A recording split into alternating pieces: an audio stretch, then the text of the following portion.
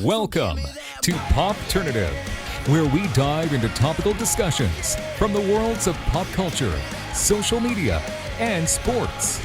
Here is your host, Peter Remoliotis, aka PD Beats.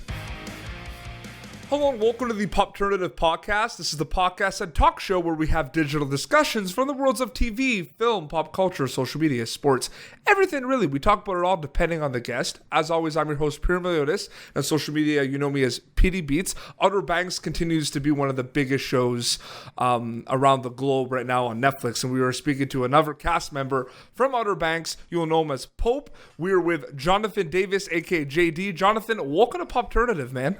Hey, great to be here. Thanks so much, man, for having me on. No problem. So a lot of people know you also as JD. Was that a nickname you've had for most of your life, or did you get that through the Outer Banks friends?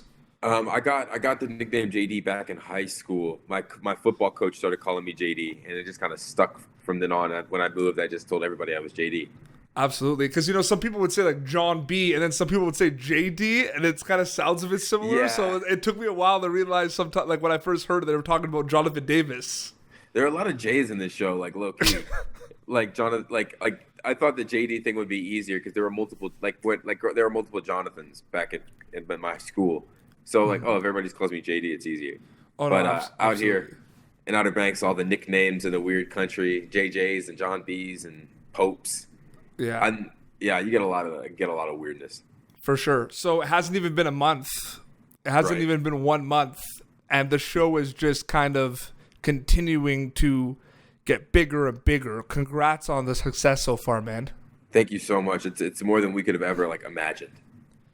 It is nuts, and I mean it's one of those things where you kind of maybe did you guys have an idea that it was going to be like this so quick? I mean, I'm sure you all knew. I talked to Rudy and Drew. They knew there was something special when they read the scripts and they were filming the show. But this just kind of, there's usually like a slow burn and it kind of goes like this. This just went released and then boom, nuts. Well, we had this idea when we first read the script. We were like, this is a really good script, but I feel like it'll be neutered by the fact that it's it's these teenagers and it's like this teen drama, but underneath it is a really good kind of character stories and a good friendship and a good heart. So when we thought it'll be this thing where it's it'll come out kind of unnoticed, and then all of a sudden it'd be like a niche kind of thing to watch. One of those things where it's over the course, hey, have you heard about this type of thing? We didn't think it'd be one of those things where it kind of came out and in the first 2 weeks you had this huge following. We never would have expected that. No, absolutely. And it's one of those things to see all the cast and crew, yourself, Rudy, Chase, Maddie, Madison, you've all been doing a lot of interviews. You've been also doing a lot of interactions and Instagram lives with fans and everything. And it's amazing to see. And I think there's just I feel like you guys are on the same page with your fans, which I feel like makes it more special. Yeah, we were fans of we were the first fans of the show. We were when we read the script, we were automatically fans of the show and these characters in the same way you guys were. We rooted for them when we read the scripts week to week because we started shooting before the whole thing was done. We were surprised. We were crazy. We were obsessed. We were obsessed with some of the characters. When the fans kind of had that same reception to the show, it was we got to kind of get out there and interact with them. We felt like at least we were fans too. It's fun to interact with people who are fans of something that you love, and we love this show. Absolutely. I was talking to Cullen Moss, who plays Shoop, and he says, he's been involved with a lot of TV shows and a lot of pretty big TV shows and movies over the past couple of years, but he says he's never seen something like this blow up so quick. And he's coming off One Tree Hill. That dude's been in a bunch of great stuff. It's pretty funny because I was talking about how some people were kind of comparing Outer Banks to shows it's the new modern day OC, One Tree Hill, and Dawson's Creek. So I said Dawson's Creek and One Tree Hill. And then he was like, yeah, and I've been on both those shows. So I got the triple threat. He's got literally every East Coast country teenage show under his belt, basically. No, absolutely. Stepping away a little bit from Outer Banks, you specifically, Jonathan Davis, as an actor, as a storyteller. That's what I like to call you guys. Whether you act, you write, you do music, you're all storytellers. When did storytelling become a big part of your life? When did you decide you wanted to be a storyteller? Yeah, I can tell you. So I wanted to be an actor before I wanted to be a storyteller, if that makes any sense. You know, I think we all want to be actors, and then it's like you grow up, you're like, okay, you want that Disney, you want the, you just want to be like to like perform. You want to be a performer. But there was something when I moved to LA and I started going to classes out here. Like I went to Zach Barnett's classes out on La Brea, Yep. and that's when I found my love for the art of storytelling and like and emotion, so people can live through it and learn from it and feel like they're not alone. That type of stuff is the reason I really do it now. Like that's something that I had to learn and learn my love for that part of the acting.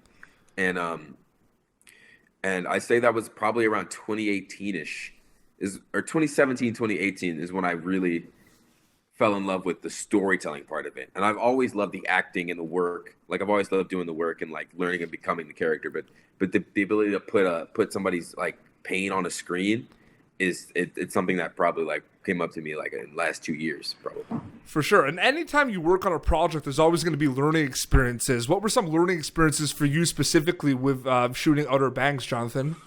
I learned a lot about like how to make a cast chemistry work and like how to work off of each other more and let people give you something to give. You know, we all gave a little bit of ourselves to the characters and to each other in terms of like just insecurities and what we were weak at and what we were strong at. Yeah. And learning to trust each other was something that I think I learned and hope I can carry into my other projects, is trusting who you're with and building something, like giving a part of yourself away to build something bigger. For sure. No, that's amazing. You know, talking to a lot of people from Outer Banks about kind of what do you think is hitting stride with the audience in Outer Banks. There's so many amazing elements of the show. You know, the stories, the relationship between the characters, how it looks. The cinematography was hit out of the park. Like, it looks so shout out good. to Brad Smith and Bo Webb and Maddie Lyons, all our cinematographers, everybody who came on. I love the soundtrack too, though. Like, I love the music that's in it. Yeah, such a vibe, right? But it's also two things. Like, it's like the score is amazing, but I love like some of like the surf rock songs. Like, I love that stuff, right? Alt J, the Flaming Lips, all those great bands. I think Jonas, the soundtrack was something Jonas kind of had in mind from the beginning he was shooting. I think he shot a lot of the scenes with like a specific track or types of soundtrack in mind. You know, some of that Police, early beach rock type feel from like the early 80s, late 80s, early 90s.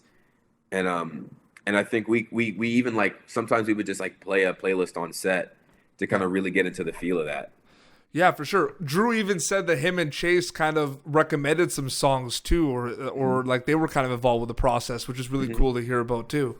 Yeah. He kind of came to us like, we like, especially when we'd have discussions off set and off acting, we would talk about music. And, you know, everybody kind of recommended like, hey, this feels like this feels like that. And all those ideas kind of meshed into what you hear as the soundtrack. And even into the score, you can hear like those same influences just kind of like hit musically. For sure. No, absolutely. So Outer Banks is a show on Netflix, and there's so many amazing shows on Netflix right now, whether it's, you know, drama, comedy, reality, a lot of international, amazing international TV shows as well. And I find it funny. I find it cool because it's like a big family. And I see, you know, have you noticed that a little bit? Like the support from like different shows. Like I just saw a few people from Elite were tweeting about Maddie Klein. You know what I mean? Yeah. Like I love to see that back and forth a little bit. I talked to a lot of our Netflix family. Like I talked to Justin, Diego, Jess, Brett, and Sierra from On My Block.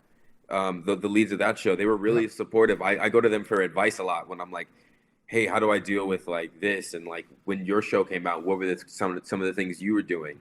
And they were really supportive. They talked to me. They reached out to me like I was part of the family. I've tried to like extend that to like other shows where it's like we really want this same kind of family feel. I talked to some of the cast of Never Have I Ever, and they're excited. Their show's blowing up too. They're going through what you guys Outer Banks are going through right now. They're doing really, really well, and they're all super excited, and so we're all just like a big at Netflix. We're a big happy family. You know, we compete, we support, we love. You know, and I think that's what's important. You know, everybody's getting to live their dreams, so there's like everybody's supportive of each other. Totally. I really enjoy On My Block. Brett Gray has been on Popternative as well. I love Brett. He's awesome, 80. No, he is. He's really cool. He's really his music is really good too. Like he's a very talented musician. Talented musician. Yeah, it is amazing. So I saw an interview that the cast did with BuzzFeed, and we were told that you were the meme guy. Yeah. So are you also, because I feel like they go hand in hand, are you a fan of the dad jokes? I do. Me and Mr. Chase Stokes dabble in the dad jokes. You dabble? Well, I happen to be a dad joke connoisseur. Oh. Which means that I kind of have them, like, it's like rapid fire. Like, you hear, why shouldn't you trust starers? Oh, why? They're always up to something. Yeah. And I used to work at a shoe factory, but then I quit because it was soul destroying. See, he's hitting me with these dad jokes. I don't even know what to do. I have to think of one. I'd have to like my dad jokes come to me when my prime dad joke is when I'm trying to annoy my little sister Jaden, and she'll be doing something, and I'll just come downstairs with something I thought of off the cuff. But it's important. Did you hear about that kidnapping that happened? It's okay. He woke up. It's good stuff. No, like I'm not guy. These are fantastic. I'm just so upset I can't think of one off the cuff like that. Like I really gotta. There's this really good restaurant. It's on the moon. It's really good. It's great food, but there's no atmosphere. Oh my god. And last but not least, I like the shovel. The shovel was a groundbreaking invention. I like the shovel. That was a good one.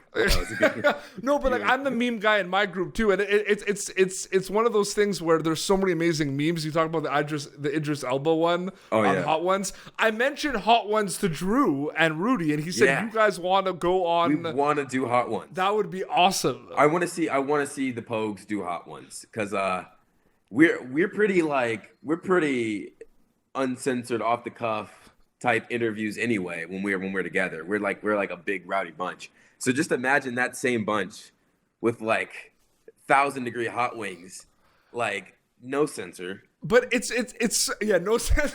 I feel like there'd be some funny reactions. Oh, it'd be hilarious. I want to see like I know like I can. So from what I know about each other, Maddie Klein would die. She would just say nothing. Bailey would be causing up a storm.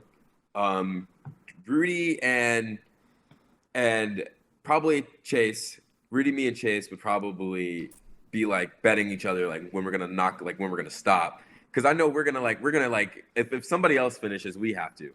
Rudy will probably try to get up and like start punching the air. Like he'll try to want to move around and get active. Have you tried some of the sauces yet? No. Are you? Because have you noticed though that like hot sauce is like a trendy food in the last like 3 years? Like it's everywhere now. It's all due to Hot Ones. They got the game show. Yeah. Like that dude is genius. That guy, he's like, it's genius. Like you go kill yourself and then you get to like plug whatever. No, it is amazing. I love that show. And it's one of those things where he has good like it's weird because people talk about the chicken wing aspect of it, but he actually has good questions too. Yeah, that's the thing. It's like a good interview. Like he's asking the right questions that you would ask or an interviewer would ask.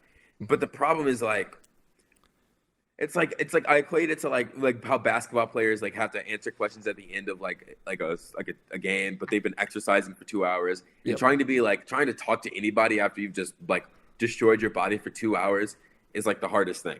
No, absolutely. Yeah, so it's kind of like that with the Hot Ones where it's like you're in the beginning you're like, yeah, I can talk. And then once you get to a certain point of like pain, you're like, I don't want to hear you say words to me anymore. Okay? I love the ones with the Stranger Things cast is always the best ones because they're just like, oh man. Yeah, especially I can't do like young. Like I'm already bad at interviews anyway. Like that plus that would be like, oh, it'd be catastrophic. Have you done interviews where people are comparing the fan base of Outer Banks to like Stranger Things and Riverdale? Like it's obviously it's getting there. Yeah, it's weird.